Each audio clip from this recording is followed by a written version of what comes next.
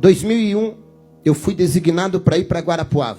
E quando eu cheguei em Guarapuava, o irmão Juvenílio cuidava da parte da limpeza da igreja. Fazia uma semana que eu estava como pastor, ele entrou no meu gabinete, no meu escritório, e falou: pastor, eu vim ver se o senhor vai permitir, com molho de chave, que eu continue com as chaves da igreja. Eu tenho todas as chaves dos escritórios, dos departamentos aqui, porque eu faço a limpeza da igreja. Aí eu falei: mas, irmão Juvenílio, quanto a igreja lhe paga por mês? A igreja estava enfrentando algumas dificuldades financeiras, para a gente ver se a igreja vai ter condições de continuar pagando. Ele olhou para mim e falou: pelo amor de Deus, pastor, não fale em dinheiro para mim. Eu falei: por quê? Ele falou: não, eu sou aposentado, pastor. Eu limpo a igreja, mas eu não cobro nada. Eu falei: sério, sério. E eu já tinha vindo de situações de processo, de gente que trabalha 15 dias para a igreja e quer ganhar 10 mil reais de processo. Eu falei: isso não vai dar bom, não. Quanto tempo faz? Ele falou: faz uns 3, 4 anos, desde que me converti. Eu falei: se esse irmão levar a igreja na justiça... Quantas vezes o senhor limpa a igreja? Ele falou: quase todo dia eu venho de manhãzinha limpar. Eu falei: piorou. Eu fiquei pensando na minha cabeça. Mas eu falei: tá bom, irmão, pode seguir então. Eu falei: eu vou observando. Que aí você vai conhecendo a pessoa, tal.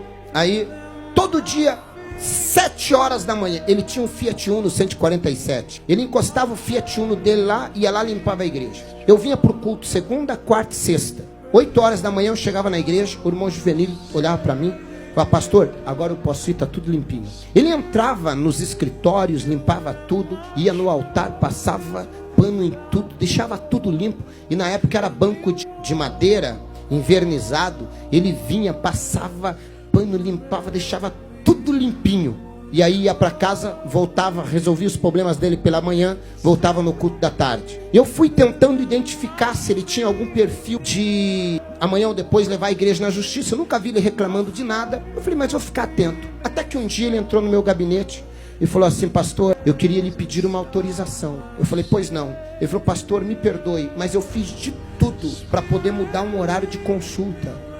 E o médico não tem outro horário, só pode me atender 8 da manhã. Eu estou com alguns problemas de saúde e eu queria pedir se o senhor me libera de eu limpar a igreja esta quarta-feira. Só que se o senhor disser que não tem problema, eu remarco consulta de novo, espero, era pelo SUS, espero nem que demore 6 meses, mas eu não vou abrir mão de cuidar da igreja para uma consulta. Eu falei: irmão Juvenílio, quanto o senhor ganha para limpar a igreja? Ele falou: não, nada, pastor. Eu falei: irmão Juvenílio, o senhor não é um funcionário, o senhor não tem carteira assinada. O senhor não precisa nem justificar. É problema de saúde, vai cuidar da tua saúde. Eu falei: pastor, o senhor não vai ficar bravo comigo? Eu falei: meu Deus, esse irmão é diferenciado.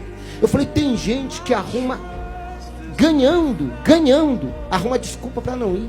Eu falei: esse irmão não está ganhando nada. Ele vem me pedir uma liberação, coisa que nem deveria pedir, não estava pagando nada. Mas ele veio, eu falei: não, irmão Juvenílio. Ele falou: o senhor não vai ficar chateado, pastor? Eu falei: claro que não. Eu fiquei na minha cabeça, eu estou tentando descobrir o que esse homem tem que os outros não têm. Aí tá, ele foi, o que aconteceu? Deu certo? Ah, não, pastor, já estou tomando os remédios, estou melhor. Um dia, o irmão Juvenílio atrasou para chegar a limpar a igreja. Chegou, o culto começava às 9 da manhã, e ele deve ter chegado às 8, porque sempre que eu chegava, ele já estava saindo com a igreja limpa. E nesse dia, eu cheguei, e o irmão Juvenílio ainda estava limpando a igreja. E como eu cheguei bem devagarinho, ele estava nos bancos lá da frente, limpando a igreja. E eu vi que ele, cheguei de costas, ele estava chorando e falando sozinho. Eu falei: irmão Juvenílio deve estar passando por algum problema, ele não deve estar bem. E eu fui chegando perto dele, pé, por trás do irmão Juvenílio, vendo ele chorando, derramando lágrima e passando pano no banco. E quando eu cheguei perto dele, eu ouvi a oração de alguém que realmente serve a Deus. E ele estava assim: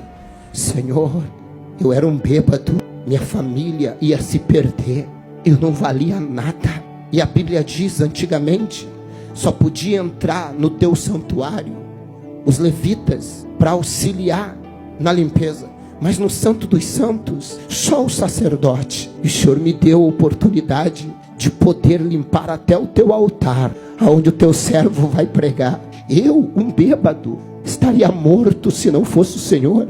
E agora o Senhor me dá o privilégio de limpar o teu templo, o teu santo templo. Isso é um privilégio que não tem dinheiro que pague. E aí ele orou e falou: Senhor, quem sentar nesse banco seja alcançado por cura.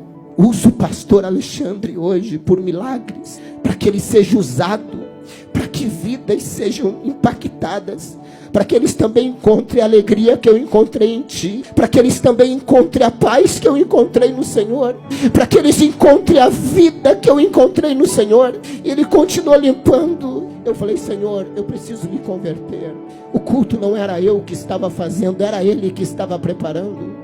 O culto era para Ele, era para o Senhor. Naquele dia eu senti que nada do que eu achava que eu era. Naquele dia eu vi alguém com uma conversão muito grande. Naquele dia saiu toda a preocupação minha com respeito: esse homem vai levar a igreja para a justiça, reivindicando direito. Ao contrário, esse homem se sentia o mais privilegiado de poder fazer qualquer coisa para o reino de Deus. E cada vez que eu acho que eu sou o dono do altar, que eu sou o pastor, presidente da igreja, eu lembro dele, eu falo: eu não sou nada, eu só sou um privilegiado, que ele me deu o privilégio de assumir o altar, para falar do amor dele, para pregar o evangelho. Isso é conversão, isso é servir a Deus com alegria, isso é reconhecimento de quem nós éramos e de quem nós somos. Gratidão, gratidão. Entrai pelas portas dele com gratidão. Era ali o espírito de gratidão do irmão Juvenílio me convenceu.